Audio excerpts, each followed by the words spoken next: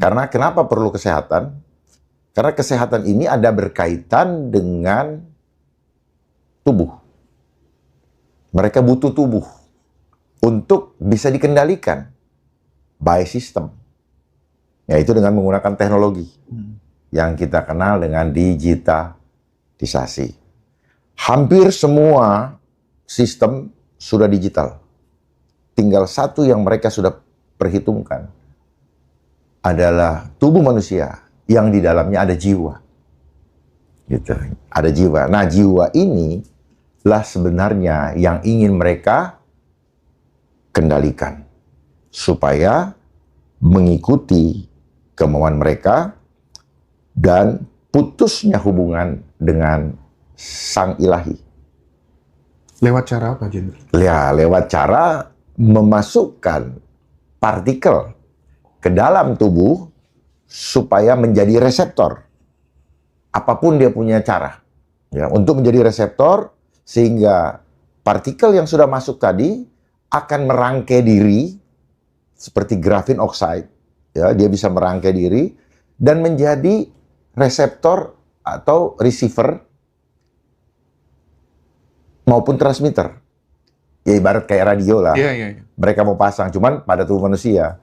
Supaya frekuensinya diputus dari frekuensi ilahi, tetapi menerima dari frekuensi teknologi. Itu anunya. Nah, terus kemudian negara harus mengkonsumsi produk-produk farmasinya mereka. Termasuk peternakan, pertanian tadi? Semua. Jadi, we have no right anymore, you own nothing, but you get happy. Jadi nanti kita seperti ternak. Kalau selama ini kita suka dengar ternak daripada oknum ini apa segala macam. Nah, nanti kita ternak. Ternak itu apa? Hanya bisa makan kalau ikut mereka. Dan makanan kita hanya ditentukan apa yang boleh kita makan dari sistem yang ada. Bahkan nanti kita akan mengikuti antrean panjang untuk menerima makanan yang disodorkan atau dibagikan oleh mereka. Dan sekarang daminya sedang mereka mainkan. Apa daminya? Itu makan bergizi gratis. Itu contoh. Itu dami. Ya, dami tahu kan ya? Itu try and error-nya di situ. Paham. Ya, mana ada 10.000, 8.000 bilang bergizi. Mana ada orang kita lahir ke dunia minta diajar jadi pengemis. Nggak ada. Gratis itu kan tandanya bahwa kita mengemis karena sudah miskin. Lah yang memiskinkan siapa? Ya, yang memiskinkan lah yang ngasih makan gratis tadi. Mereka datang seolah-olah sebagai pahlawan. Ya inilah namanya latihan menjadi playing god gitu kan. Menjadi Tuhan-Tuhan kecil lah gitu. Itu kira-kira ininya. Nah, yang perlu kita waspadai, kita mari sama-sama menghimbau kepada seluruh rakyat Indonesia, dari Sabang sampai Merauke, dari Miangas sampai Rote, untuk apa? Sama-sama menyuarakan penolakan dan memohon kepada Bapak Presiden Republik Indonesia yang menerima amanah dari rakyat untuk menjalankan amanah tersebut sesuai dengan fitrah atau sesuai dengan sumpahnya bahwa akan melindungi seluruh rakyat dan tumpah darah dengan cara mengirim surat melakukan penolakan untuk tidak menyetujui atau keluar dari amandemen IHR karena ini akan berkorelasi dengan terjadinya pandemi berikutnya. Ya, kenapa agak terhambat ya karena memang beberapa negara masih banyak yang kemarin masih banyak yang belum setuju. Ya, ada 154 baru yang iniin. Ya, termasuk di dalamnya Indonesia yang setuju. Ya, jadi kita berharap Pak Prabowo dalam waktu yang singkat ini karena ke depan menjadi tidak ada gunanya lagi. Kita sudah ada dalam kendali. Yang ada di sini hanyalah jadi boneka-boneka atau wayang-wayang dari mereka. Apa langkah konkret yang dilakukan Pak Dharma selain menghimbau teman-teman misalnya kayak ke birokrasi gitu, udah pernah dicoba belum Pak? Karena ini kan Saya sangat tidak berbahaya. punya akses. Ya, saya rasa mereka mendengar.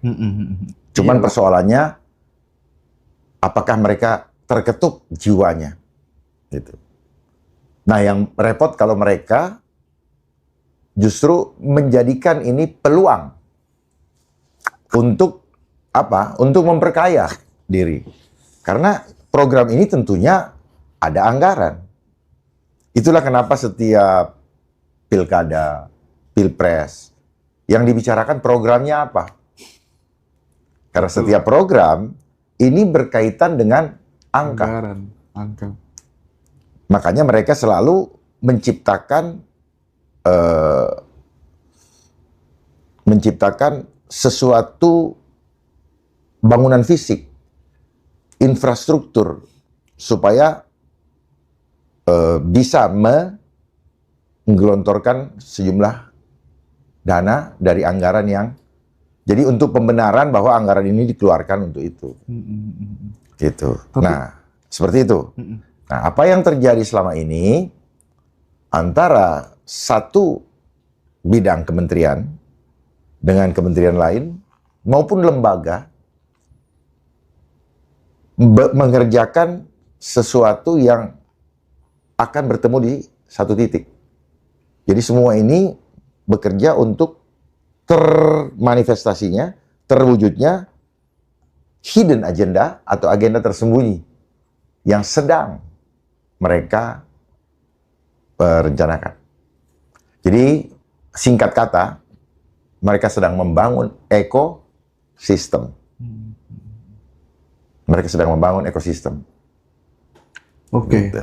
Bapak, kapan hari itu waktu kita diskusikan, Pak Dharma mengatakan bahwa ada 3 pilar kedaulatan yang mungkin di situ kita masih tersisa sebuah harapan ya, Tuhan, peternakan, pertanian. Tetapi kan ini peternakan, pertanian pun juga akan direnggut sama mereka. Terus masih ada harapan nggak misalnya kalau kemudian kita tetap ngomong soal kampung yang berdaulat tadi itu gimana, Jenderal? Dengan kondisi yang seperti ini, andai kata nanti jadi ikut gabung sama mereka tuh. Jadi saya koreksi ya, 3 pilar yang penting itu adalah Tuhan yang pertama. Tuhan, Kedua gotong royong. gotong royong, oke. Ketiga iman. Bagaimana korelasinya? Tuhan pencipta alam semesta menghadirkan kita untuk mengolah bumi ini secara gotong royong, tetapi perlu jembatan. Jembatannya adalah iman. Banyak orang yang bergotong royong karena imannya tidak ada. Akhirnya dia melakukan hal-hal yang tidak sesuai dengan kemauan Tuhan. Atas keberadaan dihadirkannya manusia ke bumi ini. Jadi Tuhan, gotong royong, dan iman. Jembatannya adalah iman. Karena banyak orang yang bergotong royong dalam hal yang jahat. Karena tidak ada iman. Iman ini cuma satu. Deep respect. Hormat yang mendalam, bukan takut. Selama ini orang bilang takut akan Tuhan. Dua hal yang berbeda antara deep respect dengan takut. Tuhan tidak menakutkan. Dia adalah kasih. God is love. And love. God and love is giving. Makanya banyak orang sudah terima, tidak mau giving. Maka itu bukan iman. Iman yang komplit adalah terima, lalu kasih. Bukan terima, simpan, diolah dulu, baru kasih sisanya. Itu kan iman. Oke. Nah, kembali ke tadi, Jenderal. Ini kan jika kemudian terjadi ya, tanggal 19 Juli ini ya. Iya. Aduh. Kalau prediksinya Jenderal, berani nggak Pak Prabowo mengirim surat itu gitu? Prediksi gimana? Prediksinya Jenderal terhadap Pak Prabowo berani nggak menolak yang untuk tanggal 19 Juli itu nanti? Saya tidak bisa menduga-duga hati beliau, tapi saya masih percaya. Kita mari sama-sama percaya Kita mengimani dan kita meminta kepada Tuhan untuk mengetuk hati Bapak Presiden Republik Indonesia, Bapak Prabowo Subianto, untuk membuktikan. Karena setelah tanggal 19, kalau tidak segera memerintahkan delegasi Indonesia untuk menarik diri, maka apa yang dikerjakan beliau di masa kepemerintahannya menjadi tidak lagi justru melanggar undang-undang dalam arti tidak sesuai dengan tujuan proklamasi. Melindungi. Apakah melindungi? Kalau melindungi cuma itu kok. Jadi di sini penting adanya political will. Tanpa political will untuk melindungi tumpah darah, maka semua itu hanyalah omon belaka. Nah, di sini pembuktian kualitas daripada beliau. Karena ini penting menjadi titik balik daripada semua apa yang dibangun selama ini menjadi tidak ada artinya. Karena ini adalah memang konsep oligarki global, di mana mereka selalu merubah. Dulu mereka butuh budak, maka mereka bikin general education. Dia giring orang untuk disiplin terhadap apa yang mereka mau. Ya, supaya menjadi budak. Sekarang, setelah semua yang mereka inginkan terbentuk, sistemnya terbentuk, sekarang mulai ditenang-tenang. Makanya banyak yang PHK. Karena sudah nggak butuh lagi. Gitu. Udah nggak butuh lagi. Seperti itulah permainannya. Kita lihat saja. Waktu itu dia bilang startup lah, unicorn lah. Begitu udah sistem udah jalan, udah establish, aman nih, tendang lagi. Iya, betul. Ya, jadi sudahlah. Pepatah mengatakan habis manis Sepah dibuang. sepah dibuang, dan itu terjadi. Ya, banyak di antara kita selalu sakit hati dan kecewa karena habis manis sepah dibuang. Karena permainan mereka adalah permainan seperti main film. Selalu ada kontrak perannya sampai berapa lama, berapa scene. Nah, gitu. Banyak yang sekarang scene-nya udah selesai, perannya, kontraknya udah selesai. Begitu kontraknya selesai, kalau intelijen, ya dia hilang. Dia hilang atau dihilangin.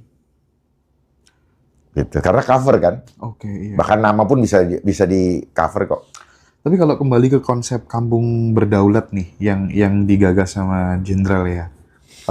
Ini kan terasa seperti jalan sunyi di tengah dunia yang makin globalis gitu ya. Nah, itu masih tetap bisa kita berekspektasi ke situ nggak kira-kira ketika dan nanti sudah diambil alih oleh mereka? Iya, sangat bisa. Jadi itu adalah perang sunyi menghadapi mereka.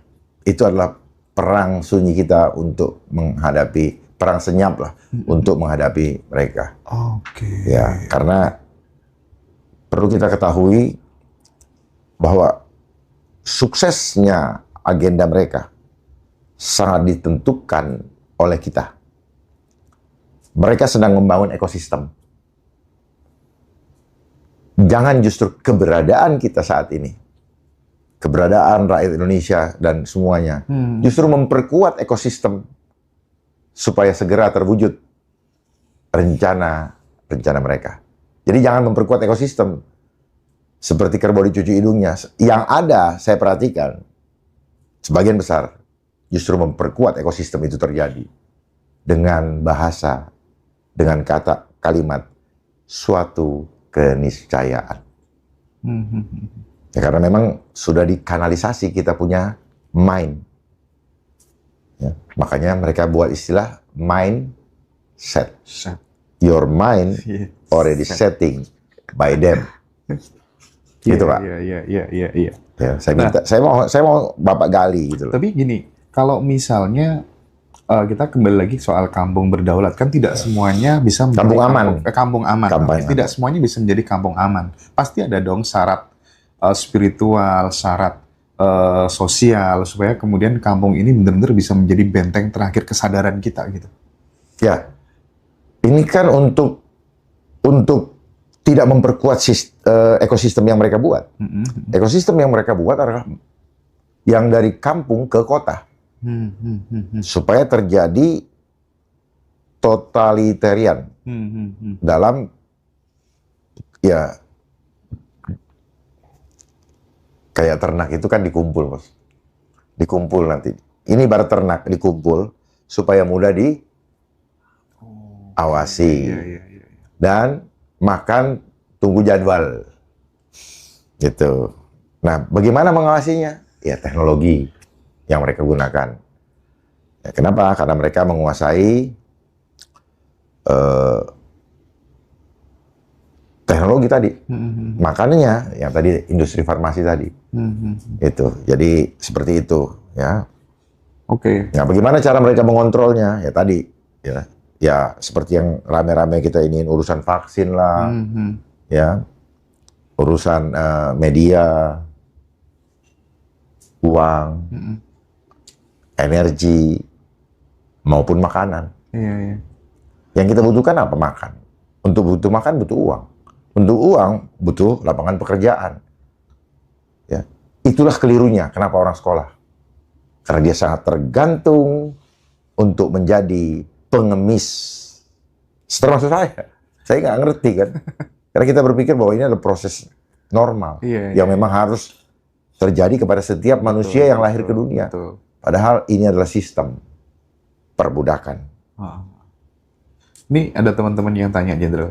Jika elit itu bisa mengontrol vaksin, mengontrol uang, mengontrol media sekaligus ya, berarti mereka kan sudah menguasai tubuh, pikiran, dan waktu manusia. Nah, dalam kondisi seperti ini, menurut Bapak, di mana letak sisa kemerdekaan kita sebagai seorang individu? Ya, justru itu tadi. Jangan perkuat. Mulai sekarang, jangan hanya bermain dengan kita perlu bertindak. Selama ini kan kita hanya menjadikan pengetahuan. Wacana aja ya? Ya, tapi tidak bertindak. Mulai ambil keputusan. Untuk tidak ingin ikut lagi, ya kalau kita sudah terlanjur ikut, segera keluar dari sistem. Menghindar, jangan memperkuat ekosistem yang mereka sedang bangun. Karena mereka sedang membangun jembatan baru. Jembatan versi mereka.